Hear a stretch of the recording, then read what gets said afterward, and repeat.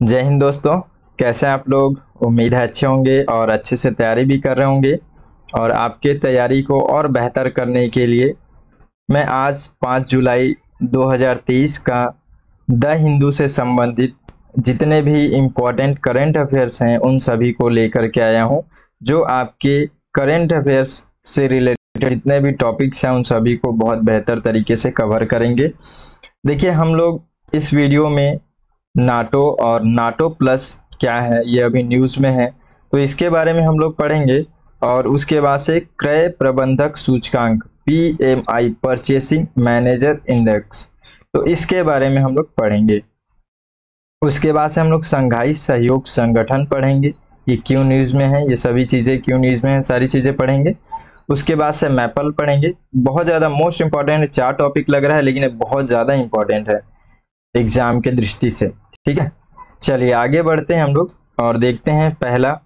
यहाँ पे पहला हमारा ये टॉपिक है नाटो और नाटो प्लस। तो पहले हम लोग इसको देखेंगे, इसके सारी बेसिक चीज़ों को समझेंगे, अभी ये न्यूज़ में क्यों है और इसमें ये मुद्दा क्या है, ये सारी चीज़ों को हम लोग समझेंगे। ठीक है, देखिए हाल ही में अमेरिका ने भारत के नाटो प्लस में शामिल होने के लिए अप्रोच किया है। मतलब अभी अमेरिका चाह रहा है कि जो हमारा भारत जो है ये इसमें शामिल हो जाए नाटो प्लस में। ठीक है, तो सबसे पहले ये एक आर्टिकल है, द हिंदू का आर्टिकल है, जो कि शक्ति प्रसाद श्री चंदन जी के द्वारा लिखा गया है। तो उनका क्या कॉन्सेप्ट है, वो किस तरीके से विचार रखे हैं, तो इन सारी चीज़ों के बारे में समझेंगे क्योंकि बहुत ज़्यादा इंपॉर्टेंट है ये वाला टॉपिक। तो इसको हम लोग बहुत अच्छे से समझेंगे। लेकिन सबसे पहले हम लोग देखेंगे नाटो, फिर हम लोग देखेंगे नाटो प्लस क्या है, उसके बाद से इन दोनों में क्या प्रॉब्लम्स क्या है और क्या इशू है, क्या फ़ायदा है, इंडिया अगर इससे जुड़ता है तो क्या उसको फ़ायदा होगा, क्या घाटा हो सकता है, क्या नुकसान हो सकता है, इस सारी चीज़ों को हम लोग देखेंगे। ठीक है, चलिए सबसे पहले हम लोग यहाँ देखेंगे नाटो के बारे में। देखिए, नाटो जो है उत्तरी अटलांटिक संधि संगठन है। ये इसका मतलब क्या है, देखिए यहाँ पे मैप छोटा सा दिखा रहा है यहाँ पे, और आपको बड़े से मैप में दिखाऊंगा, लेकिन अभी यहाँ पे समझते हैं, पहले हम लोग पढ़ करके समझेंगे। ये वाला जो पूरा क्षेत्र है, इधर आप देख रहे हैं अमेरिका क्षेत्र देख रहे हैं, और यही वाला जो बीच का जो क्षेत्र है, यही क्षेत्र उत्तरी अटलांटिक महासागर है। ठीक है, और इसी के किनारे सारे जितने भी नाटो देश हैं ये सभी इसी के किनारे में स्थित है। तो इन्हीं का एक संगठन है बताया जा रहा है, और एक राजनीतिक और सैन्य संगठन है ये। और इसमें कितने देश हैं? इसमें 31 देश हैं। ठीक है, आप लोग 30 देश लिखे होंगे, तो अभी एक नया देश इसमें जुड़ा है, हम लोग आगे बात करेंगे उस पर। चलिए आगे देखते हैं। इसका जो गठन है ये कब हुआ था? 1949 के आसपास में हुआ था, यानी कि 1949 को हुआ था। और इनके सदस्यों के बीच में एक पारस्परिक रक्षा और सामूहिक सुरक्षा को बढ़ावा देने के उद्देश्य से हुआ था। इंटरनल चीजें क्या थी? आप देख रहे हैं कि इस समय लगातार पूरा वर्ल्ड वार के समय का ये मतलब ये जो घटना है इस समय आप देख रहे हैं। तो आंतरिक रीजन क्या था? आंतरिक रीजन ये था कि सोवियत विस्तारवाद को रोकना। आज के समय में जिसको हम लोग रूस कहते हैं, उसके विस्तार को रोकने का मुख्य यहाँ पे रीजन था इस संगठन को बनाने का। हम लोग समझेंगे अच्छे से। ठीक है, एकदम व्यवहारिक तरीके से समझाऊंगा मैं आपको। देखिए, महाद्वीप पर एक मजबूत उत्तरी अमेरिकी उपस्थिति के माध्यम से यूरोप में राष्ट्रवादी सैन्यवाद के पुनरुद्धार को रोकना। मतलब महाद्वीप में अगर कोई भी ऐसा कॉन्टिनेंट जो है जो मजबूत हो रहा है, उसको एक तरीके से इसको रोकना है। तीसरा, यूरोपीय राजनीतिक एकीकरण को यहाँ पे बढ़ावा देना। तो यहाँ पे यूरोपीय राजनीति को ये लोग एकीकरण करना चाह रहे थे। तो ये सब एक जो नाटो जो बनाया गया था, इसका ये सब मुख्य रीजन थे बनाने के। ठीक है, चलिए आगे हम लोग देखते हैं। अब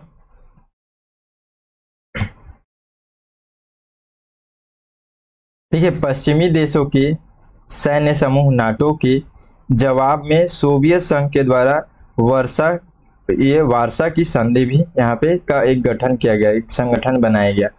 इसका क्या मतलब है कि जैसे ही जब नाटो यहाँ पे बना जब नाटो बना तो नाटो को डिफेंड करने के लिए फिर यहाँ से रूस के द्वारा इधर ही क्षेत्र में ये वार्साई की संधि ये संगठन बनाई गई। ठीक है, आगे देखिए, ये संधि सोवियत संघ और उसके सहयोगी देशों के बीच में एक पारस्परिक रक्षा समझौता था। इस संधि पर वर्ष 1955 में हस्ताक्षर किए गए। इंपॉर्टेंट नहीं है, हम लोगों को बस एक इतिहास में जानना है कि क्या किस तरीके की घटना है जो नाटो के बारे में हम लोग पढ़ रहे हैं, तो इसलिए थोड़ा बहुत हम लोग इसके बारे में जान लेते हैं। क्योंकि देखिए ये 1991 में जब सोवियत सोशलिस्ट रिपब्लिक जो है यूएसएसआर, इस संघ के विघटन के बाद से क्या हुआ, इस खुद का ये जो अभी ये वार्सा संधि देख रहे हैं ये भी भंग हो गया, मतलब ये भी टूट गया। और इसके बाद से इसके जितने भी यहाँ पे जो सहयोगी थे जो इसमें जुड़े हुए थे वो भी आगे चल करके नाटो में शामिल हो गए। तो इन सभी कारण से हम लोग इसको बहुत ज्यादा महत्व नहीं देते हैं वार्सा संधि। ठीक है, नाटो को ही डिफेंड करने के लिए बस बनाया गया था। हम लोग अभी पूरा स्टोरी को अब समझेंगे। थोड़ा सा इतिहास बैकग्राउंड का समझना जरूरी रहता है ताकि वर्तमान में क्या चल रहा है उसको समझ सकें। ठीक है, देखिए आगे हम लोग देखते हैं इसी में कि वर्ष 1949 में ये गठबंधन के समय में 12 संस्थापक सदस्य थे। कौन कौन से थे? Belgium, Canada, Denmark, France, Iceland, Italy और लग्जमबर्ग, नीदरलैंड, नॉर्वे, पुर्तगाल, यूनाइटेड किंगडम और संयुक्त राज्य अमेरिका। देखिए यहाँ पे मैप में मैप आपको पहले दिखाता हूं मैं, थोड़ा सा और क्लियर होगा, नहीं तो केवल पढ़ते रहेंगे तो भी आपको समझ में नहीं आएगा।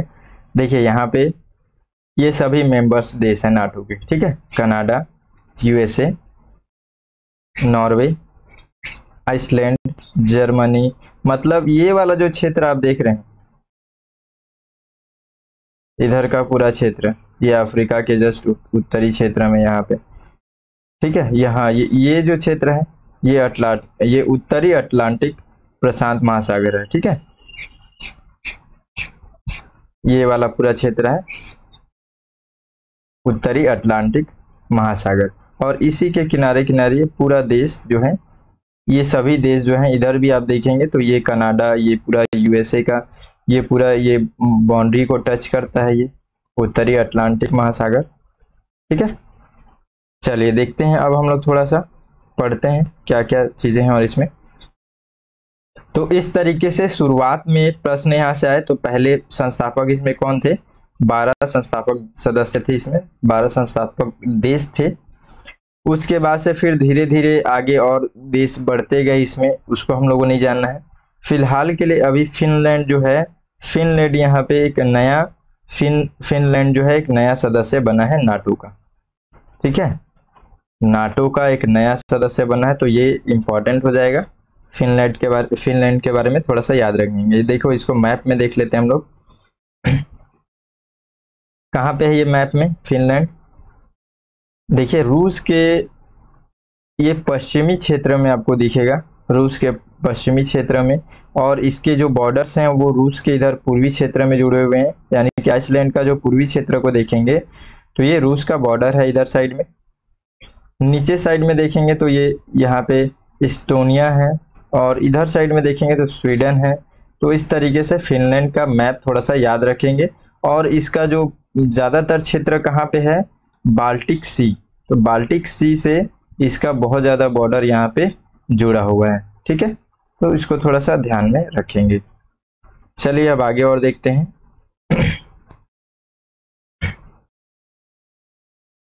देखिए अगर आप याद कर सकते हैं तो ठीक है, नहीं तो याद रखने की ज़रूरत नहीं है, क्योंकि जो नाटो है, नाटो का अभी भी हमारा जो इंडिया है इसका कोई सदस्य नहीं है, लेकिन विवादित होता है, इसलिए कहीं ना कहीं उससे कुछ ना कुछ प्रश्न पूछ लेता है। ठीक है, तो इसलिए हम लोग थोड़ा बहुत जो जानकारी है, जैसे कि अभी नया जो देश है अभी जुड़ा फिनलैंड, तो हम लोग उसके बारे में ध्यान रख सकते हैं, कुछ हिस्ट्री ध्यान रख सकते हैं, बस उतना ही ध्यान रखना है। ठीक है, और बाकी क्या है कि हम लोग को इंडिया को इसके ऊपर जो प्रभाव पड़ता है उसके कारण से भी हम लोग थोड़ा सा ध्यान रखना पड़ता है। ठीक है, अब हम लोग यहाँ पे देखेंगे नाटो प्लस 5। नाटो प्लस 5 यहाँ पे इसलिए कहा जा रहा है क्योंकि अभी इसमें 5 लोग इसके साथ शामिल हैं, ठीक है। इसलिए यहाँ पे 5 लोगों का भी नाटो प्लस 5 कहा जा रहा है। और ये एक रक्षा व्यवस्था के नाम से इसको मतलब बताया जा रहा है कि ये जो हम लोग ये थोड़ा सा नाटो जो है नाटो से थोड़ा सा डिफरेंट है। अमेरिका के द्वारा कुछ ज़्यादा इसमें हमारे को अप्रोच किया जा रहा है इंडिया को कि ये हम लोग एक रक्षा व्यवस्था के लिए बना रहे हैं, लेकिन इंटरनल मैटर क्या है वो मैं आपको थोड़ा देर में समझाऊंगा। पहले ये सब चीज़ों को क्लियर कर दो। एक क्या है, रक्षा व्यवस्था को मजबूत करने के लिए अमेरिका के द्वारा बनाया गया एक नया कॉन्सेप्ट है। यानी कि कहीं ना कहीं कॉन्सेप्ट हम लोग इसलिए कह रहे हैं क्योंकि अमेरिका का यहाँ पे एक नया प्लान चल रहा है। क्या प्लान चल रहा है, वर्ल्ड में किस तरीके से प्लान चलता है इन दोनों का, एक ये हो गया। और दूसरा अभी तो रूस तो थोड़ा सा शांत है, लेकिन आप देखेंगे कि चाइना और अमेरिका इन दोनों के बीच में जिस तरीके से प्लानिंग चल रहा है उस हिसाब से हम लोग देखें तो इन दोनों को थोड़ा सा हम लोग को ज़्यादा ध्यान रखना पड़ेगा कि कभी भी कुछ भी लेकर के आ जा रहे हैं। तो यहाँ पे द हिंदू में जो आर्टिकल है उसके हिसाब से बताया जा रहा है, मैं उसी हिसाब से सारी चीज़ें बताऊंगा कि ये जो नाटो प्लस 5 है इसमें अमेरिका जो है हम लोगों को जुड़ने के लिए लगातार अप्रोच कर रहा है इंडिया को जोड़ने के लिए। तो जुड़ना चाहिए कि नहीं चाहिए, जुड़ने से क्या फ़ायदा है, नहीं जुड़ने से क्या फ़ायदा है, क्या घाटा है, ये सब चीज़ों को हम लोग देखेंगे। अभी देखते हैं कि इसमें नाटो प्लस 5 में कौन कौन से यहाँ पे देश जुड़े हुए हैं। देखिए, ऑस्ट्रेलिया, न्यूजीलैंड, दक्षिण कोरिया, जापान और इजराइल, ठीक है। देखिए मैप में थोड़ा सा देखते हैं, यहाँ पे तो आपको अभी नहीं दिख रहा होगा, मैं शायद मैप रखा हूँ इसमें आपको इजराइल को दिखाने के लिए।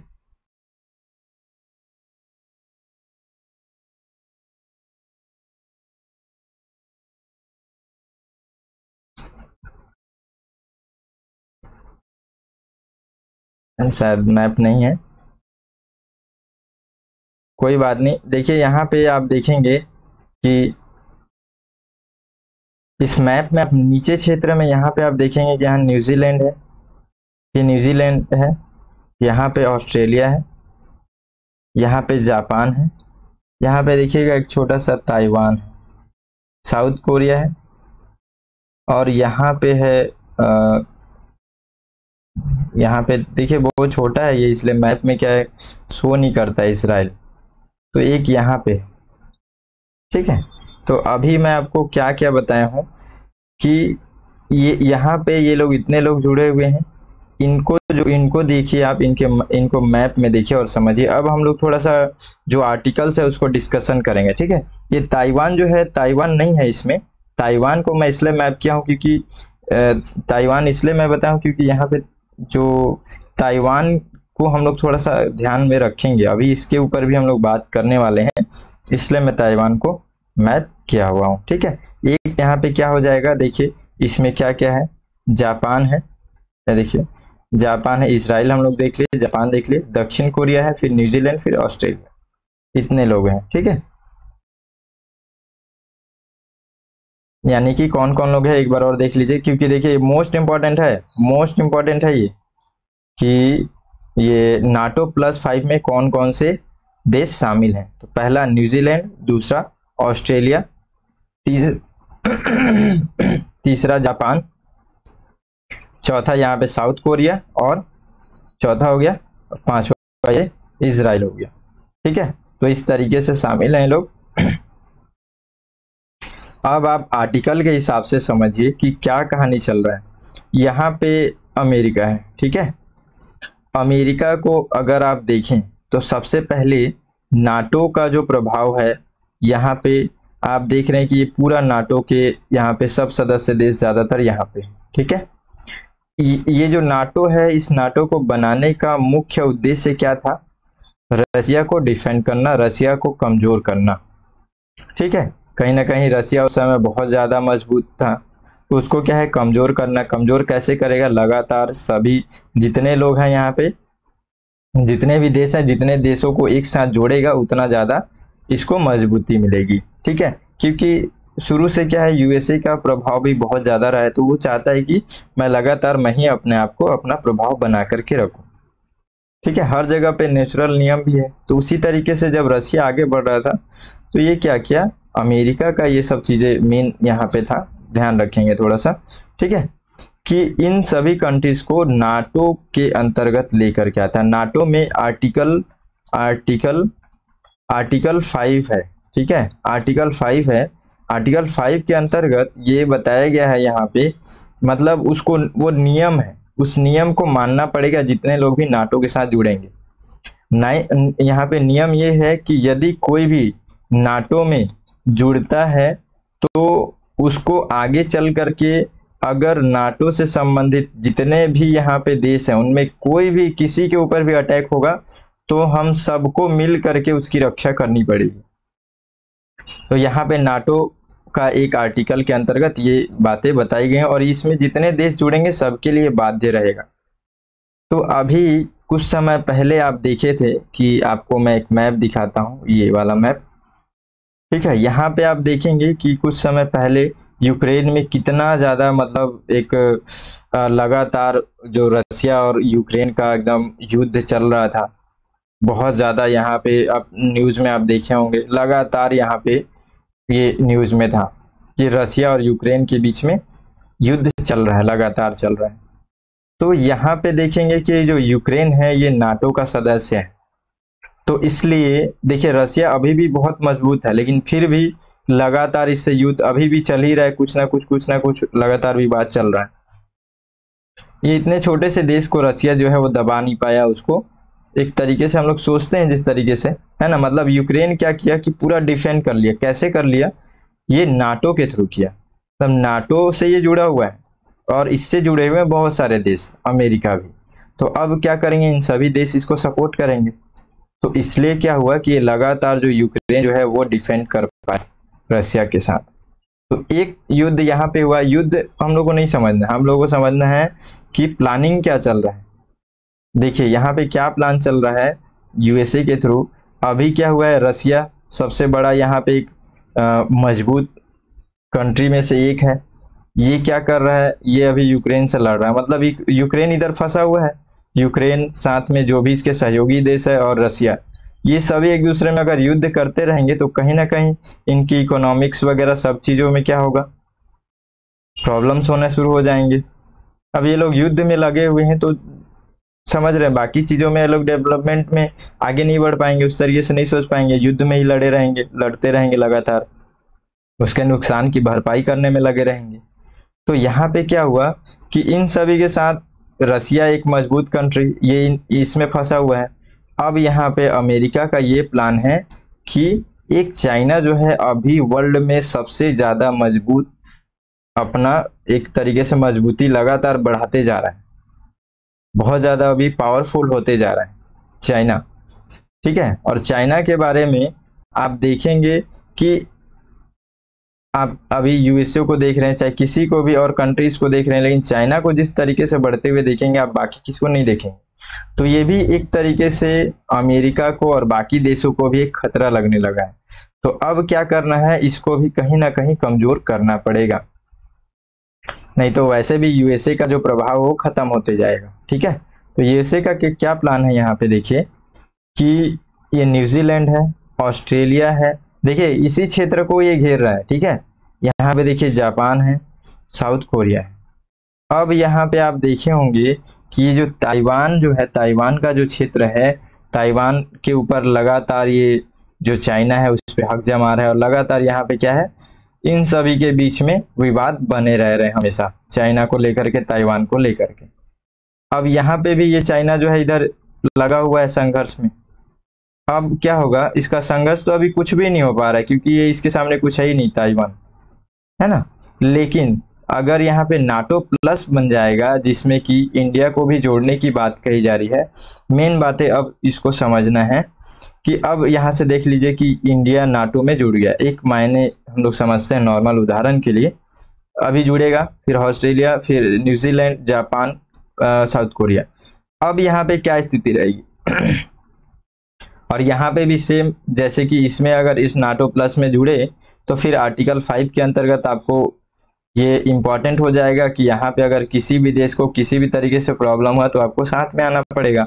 फिर यहाँ से धीरे धीरे और कंट्रीज इसमें जुड़ते जाएंगे, फिर क्या होगा, संघर्ष, चाइना का संघर्ष और बढ़ेगा। इस क्षेत्र के लोग लगातार इसमें लड़ते रहेंगे, चाइना भी इसमें लड़ते रहेगा, चाइना का भी आर्थिक स्थिति कमजोर होगी और इस सभी देश के साथ साथ ही साथ हमारा भारत भी इसमें मतलब एक तरीके से कमजोर होगा।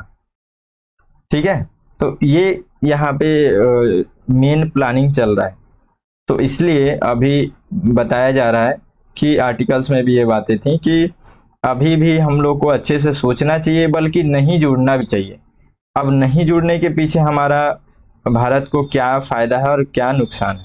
ठीक है, देखिए पहला पॉइंट, अगर यहाँ पे जो भारत जो है अगर नाटो प्लस से नहीं जुड़ता है तो क्या फायदा है, नहीं जुड़ेगा तो क्या फायदा होगा, और जुड़ेगा तो क्या घाटा नुकसान क्या फायदा होगा, वो भी हम लोग देख लेंगे, समझ में आ जाएगा। देखिए सबसे पहला क्या है, अगर मान के चलिए नहीं जुड़ेगा तो क्या होता है कि हम लोग का जो अभी भी चाइना से हमारे बहुत सारी चीजें यहाँ पे हमारे देश में इंपोर्ट होता है। ठीक है, तो इकोनॉमिकल टाइप से जो अभी क्या होगा कि जब हम लोग नाटो के सदस्य बनेंगे, नाटो प्लस प्लस के, तो क्या होगा, थोड़ा सा दबाव बढ़ेगा कि मान के चलिए यहाँ पे युद्ध वगैरह चल रहा है लगातार इन दोनों के बीच में, चाहे किसी के बीच में भी संघर्ष चलेगा, तो उस समय क्या करेंगे, नाटो जो पूरा नाटो संगठन है वो हमारे ऊपर दबाव बनाएगा कि चाइना से कोई भी चीजें इंपोर्ट नहीं करनी। देखिए हम लोग भी राष्ट्रवादी तरीके से बोलते हैं कि चाइना का प्रोडक्ट नहीं लेना है, लेकिन हम लोग अचानक से किसी चीज को नहीं कर सकते, सभी चीजों को धीरे धीरे करना पड़ेगा। जब हम लोग अगर हमारे देश में किसी चीज किसी इंपॉर्टेंट वस्तु की अगर उत्पादन करने की अभी व्यवस्था ही नहीं हो पाए,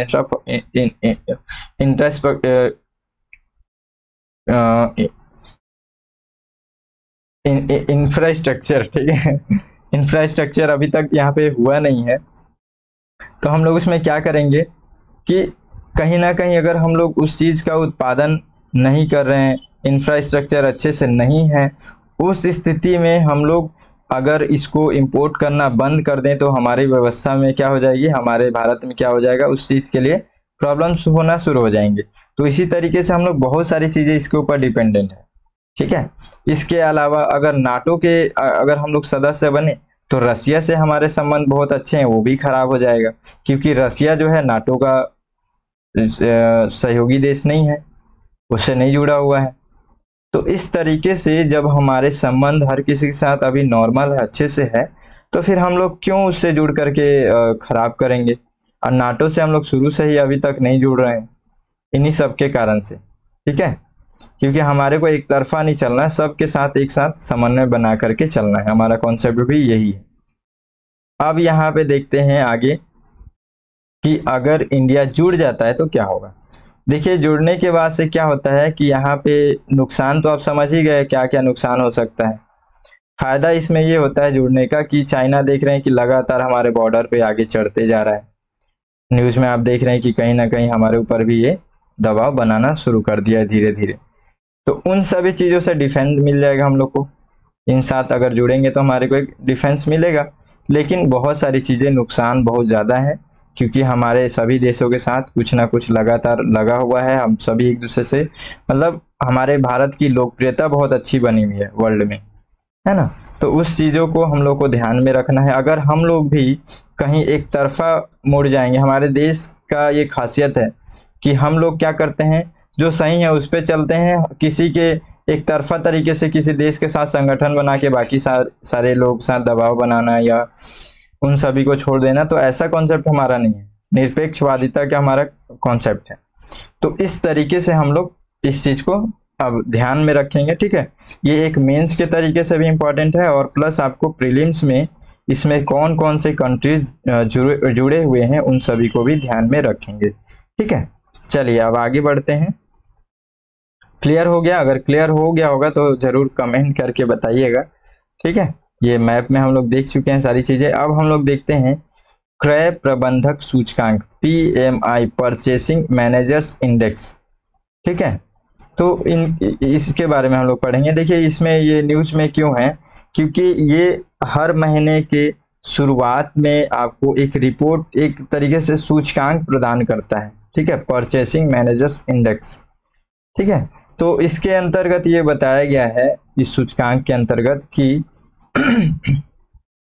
मई महीने में 58.7% की वृद्धि हुई थी, जबकि ये जून का महीना जो था इसमें 57.8% की वृद्धि हुई है। मतलब कहीं ना कहीं थोड़ी सी कमी हुई है पिछला महीने के मुकाबले में, तो इसलिए थोड़ा सा न्यूज़ में आया है, ठीक है।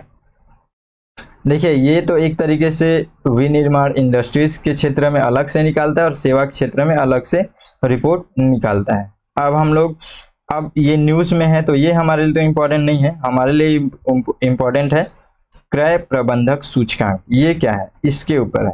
देखिए, ये एक सर्वेक्षण आधारित प्रणाली है, मतलब हम लोग इसकी सूचकांक को बनाने के लिए हम लोग सर्वेक्षण के तरीके से काम करते हैं। मतलब हर एक कंपनी में जा करके वहाँ पे बातचीत करके उन सभी चीज़ों का पूछताछ करके उन सभी लोगों से, जैसे हम लोग एक सर्वेक्षण करते हैं ना कि जनगणना टाइप का, उस तरीके से करते हैं, उनसे पूछताछ करके ये रिपोर्ट लेकर के आते हैं। तो ये इस तरीके का सूचकांक है। देखिए, पीएमआई के दौरान विभिन्न संगठनों से कुछ प्रश्न पूछे जाते हैं, जिसमें आउटलुक, नए ऑर्डर, व्यावसायिक अपेक्षाएं, रोजगार जैसे महत्वपूर्ण संकेतक शामिल होते हैं। साथ ही सर्वेक्षण में भाग लेने वाले लोगों से इन संकेतकों को रेट करने के लिए भी कहा जाता है।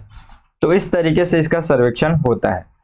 देखिए, ये विनिर्माण और सेवा क्षेत्र के लिए अलग अलग गणना करता है, तो याद रखेंगे इसके बारे में। आगे देखिए, पीएमआई जो है ये 0 से लेकर के 100 तक के सूचकांक का यहाँ पे माप करता है, ठीक है। इस सूचकांक का माप करता है, किया जाता है इसमें। देखिए, जिसमें से 50 से अगर ऊपर का स्कोर हो तो ये विस्तार कहते हैं इसको, मतलब ये अच्छा स्थिति में, जबकि इससे अगर कम होता है तो हम लोग संकुचन की स्थिति को कहते हैं। मतलब इकोनॉमी अगर 50 से ऊपर अच्छा वृद्धि हो रही है तो क्या विस्तार हो रहा है, उसका ब्रॉड हो रहा है, जबकि अगर कम हो रही है तो संकुचित हो रहा है, कहीं ना कहीं उसमें कमी आ रही है। प्रोडक्शन, उत्पादन, विनिर्माण से लेकर के या फिर सेवा क्षेत्र में अगर 50 में रहती है तो उसको हम लोग किसी भी तरीके का कोई बदलाव नहीं मानते हैं, नॉर्मल सामान्य मानते हैं, ठीक है। यह आमतौर पर हर महीने की शुरुआत में जारी की जाती है, इसलिए इसे आर्थिक गतिविधि का एक अच्छा अग्रणी संकेतक माना जाता है। क्या क्या याद रखेंगे? पहला, क्रय प्रबंधक सूचकांक, ये किस प्रकार का, एक सर्वेक्षण प्रकार का ये रिपोर्ट है, उस हिसाब से इसमें जारी होता है, ठीक है।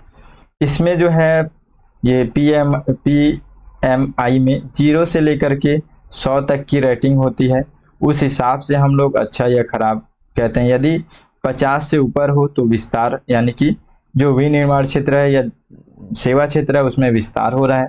अगर 50 से कम हो तो हम लोग वहाँ पे क्या कहते हैं कि जो यहाँ पे विनिर्माण क्षेत्र हो या सेवा क्षेत्र में क्या हो रहा है, संकुचन हो रहा है। ये हर महीने के, अब यहाँ पे अगला पॉइंट रखेंगे, याद रखेंगे कि ये हर महीने के शुरुआत में ही जारी कर दी जाती है, ठीक है। तो इस तरीके से इसके बारे में समझ गए। चलिए आगे देखते हैं। देखिए, शंघाई सहयोग संगठन, ये अभी न्यूज़ में है। न्यूज़ में इसलिए है क्योंकि ये जो शंघाई सहयोग संगठन है इसकी सबमिट अभी होने वाली है, और इसमें एक तरीके से जो प्रधानमंत्री हमारे ये वर्चुअल होस्ट करेंगे, ठीक है। तो ये होस्ट कर रहे हैं, इसलिए हम लोग को यहाँ पे ये न्यूज़ में थोड़ा सा इम्पोर्टेंट हो जाता है शंघाई सहयोग संगठन। तो ये जब होगा तब हम लोग और अच्छे से पढ़ेंगे। अभी हम लोग को इसके बारे में बेसिक चीज़ें पढ़ना है, ठीक है। देखिए, बेसिक चीज़ें पढ़ते हैं कि शंघाई सहयोग संगठन क्या है, एससीओ क्या है, ठीक है। देखिए, ये एक स्थायी अंतर सरकारी अंतर्राष्ट्रीय संगठन है, अंतर्राष्ट्रीय संगठन है, ठीक है। कब इसका स्थापना कब हुआ? 2001 में इसको बनाया गया था। ये एससीओ चार्टर वर्ष 2002 में हस्ताक्षरित किया गया था और वर्ष 2003 में ये लागू हुआ। 2001 में इसको क्या किया गया, इसका एक फॉर्मेट बना, चार्टर बना, और चार्टर पे हस्ताक्षर कब हुआ? 2002 में। पूरी तरीके से लागू हुआ 2003। यह एक यूरेशियाई राजनीतिक, आर्थिक और सैन्य संगठन है जिसका लक्ष्य इस क्षेत्र में शांति, सुरक्षा और स्थिरता बनाए रखना है। रूसी और चीनी बीजिंग में एससीओ यहाँ पे यहाँ पे जो भाषा है संघाई सहयोग संगठन का, कई बार इस तरीके से भी प्रश्न पूछ देता है आधिकारिक भाषा कौन कौन सी है। तो उस जगह पे आप थोड़ा ध्यान रखेंगे कि रूसी और चीनी ये दो भाषाएं हैं और इसकी जो सचिवालय है वो है बीजिंग में। आगे देखते हैं। देखिए वर्ष 2001 में यहाँ पे इस संगठन में उज्बेकिस्तान के शामिल होने के बाद से संघाई 5 का नाम बदल करके सबसे पहले शुरुआत में संघाई 5 रखा गया था। ठीक है, उसके बाद से 2001 में उज्बेकिस्तान आया तो हम लोग इसका नाम बदल करके यहाँ पे संघाई 5 कर दिए, बस यहाँ पे बताया जा रहा है। ठीक है, संघाई 5 बदल करके मतलब उसका नाम बदल करके एससीओ कर दिया गया। ठीक है, मतलब संघाई कॉरपोरेशन ऑर्गेनाइजेशन। ठीक है, भारत और पाकिस्तान 2017 में इसके सदस्य बने। तो हम लोगों को अगर पूछा जाए कि भारत कब सदस्य बना तो 2017 में इसका सदस्य बना था। ठीक है, उसके बाद से देखिए अभी वर्तमान में कितने सदस्य हैं, तो वर्तमान में 8 सदस्य हैं। क्या क्या है? कजाकिस्तान, चीन, किर्गिस्तान, रूस, तजाकिस्तान, उज्बेकिस्तान, भारत और पाकिस्तान। देखिए यहाँ पे सारी कंट्रीज हैं, 8 कंट्रीज हैं। ठीक, आगे देखिए ईरान 2023 में अभी एससीओ की स्थायी सदस्य बनने के लिए तैयार है। अभी देखते हैं आगे। 2001 में एससीओ के गठन से पहले कजाकिस्तान, चीन, किर्गिस्तान, रूस और तजाकिस्तान संघाई 5 के सदस्य थे। तो सदस्य कब थे? 2001 में 5 सदस्य कौन कौन से थे याद रखिएगा। और भारत में यहाँ पे भारत कब सदस्य बना? 2017 में। उसी के साथ साथ पाकिस्तान भी उसी समय सदस्य बना था।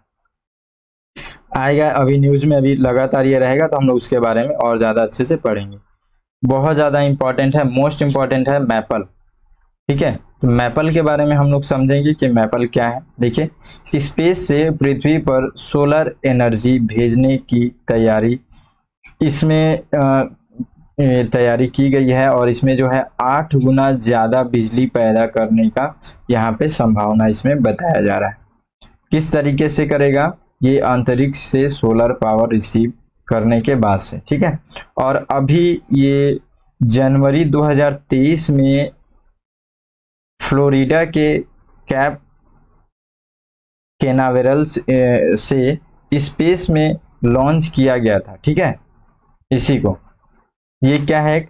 स्पेस क्राफ्ट है। मैपल जो है एक स्पेस क्राफ्ट है। ठीक है, इसको जनवरी 2023 को लॉन्च किया गया था और उस समय से अभी तक ये आज न्यूज में इसलिए है क्योंकि अंतरिक्ष से यहाँ पे सोलर पावर रिसीव हुआ है, मतलब ये जिस काम के लिए गया वहां से वो सक्सेस हुआ है। देखिए चित्र में भी आप देख सकते हैं। ठीक है, इस चित्र को अच्छे से समझेंगे, थोड़ा सा इसके बारे में पढ़ लेते हैं। देखिए मैपल क्या है? मैपल का पूरा नाम क्या है? Microwave array craft array for, यह है ना, for power transfer low orbit experiment. ठीक है, तो 2 3 4 5 बार याद कर लीजिएगा, बार बार मतलब पढ़ेंगे तो मैपल, क्योंकि मैपल का पूरा नाम पूछ सकता है, मैपल किससे संबंधित है, ये सारी चीजें यहाँ से पूछ सकता है। ठीक है, तो थोड़ा सा ध्यान रखिएगा। देखिए आगे इसके बारे में पहले पूरा पढ़ लेते हैं, फिर मैं आपको ये जो चित्र के माध्यम से भी समझाऊंगा। देखिए इस स्पेस क्राफ्ट को कैल्टेन कंपनी की स्पेस सोलर पावर प्रोजेक्ट की टीम ने इसको बनाया है और इसका उद्देश्य क्या है? इसका उद्देश्य है स्पेस से सोलर एनर्जी को कलेक्ट करना और उसे पृथ्वी पर भेजना है। आगे देखते हैं। एप्पल में माइक्रोवेव, अब ये काम कैसे करेगा उसको देखेंगे हम लोग। एप्पल में माइक्रोवेव पावर ट्रांसमीटर्स लगे हुए होते हैं और ये जो ट्रांसमीटर्स हैं ये क्या करेंगे? ये फ्लेक्सिबल होते हैं और इनका वजन भी काफ़ी कम होता है और ये सिलिकॉन से बने इलेक्ट्रॉनिक चिप के जरिए काम करते हैं। ये जो ट्रांसमीटर्स हैं ये सोलर एनर्जी को लेजर यानी कि माइक्रोवेव में बदल देते हैं, जिससे कि एनर्जी आसानी से पृथ्वी तक पहुंचाई जा सके, यानी कि पहुंच जाती है और इन्हें मनचाही जगह पर भी भेजा जा सकता है, जैसे कि पृथ्वी पर मौजूद एनर्जी रिसीवर जो होते हैं, जो रिसीव करने वाले स्टेशन होते हैं, उन तक पहुंच जाता है। देखिए अब हम लोग यहाँ पे समझते हैं। अभी 3 जनवरी 2023 को यहाँ पे एक एयरक्राफ्ट भेजा गया, ठीक है, पृथ्वी से भेजा गया। पृथ्वी के जस्ट ऊपर सूर्य के पास में, जितना ज़्यादा सूर्य के करीब रहेगा उतना ज़्यादा उसको यहाँ से उसके विकिरण मिलेंगे, ठीक है। तो उन्हीं से फिर ये क्या करेगा, ये आप देख रहे हैं स्पेसक्राफ्ट के बगल में जो प्लेट्स लगे हुए हैं, यहाँ से ये क्या करेंगे, ये सूर्य की प्रकाश को ऑब्जर्व करेंगे। ऑब्जर्व करने के बाद से यहाँ पे देखिए ये ट्रांसमीटर्स इसमें लगे हुए हैं। ये ट्रांसमीटर्स जो है वो सोलर एनर्जी को मतलब यहाँ से उसको आगे भेजेंगे नीचे पृथ्वी पर जब भेजेंगे तो यहाँ पे ये जितने भी ऐसे स्टेशंस लगे हुए हैं लगातार, वे सभी क्या करेंगे, उसके एनर्जी को कलेक्ट करेंगे और इस तरीके से फिर हम लोग आगे चल करके बिजली उत्पादन भी बहुत बेहतर तरीके से इसमें कर सकते हैं, ठीक है। तो ये इस तरीके की बातें यहाँ पे बताई जा रही है, इसको ध्यान रखेंगे इसमें खास करके कि जो मैपल है ये क्या है और मैपल किससे संबंधित है, मैपल का फुल फॉर्म क्या है, ये 2 चीज़ें तो खास करके इसमें याद रखना है। उसके बाद से नॉर्मली जो व्यवहारिक चीज़ें हैं उन सभी चीज़ों को भी आप ध्यान में रख सकते हैं, है ना, इतना काफ़ी रहेगा।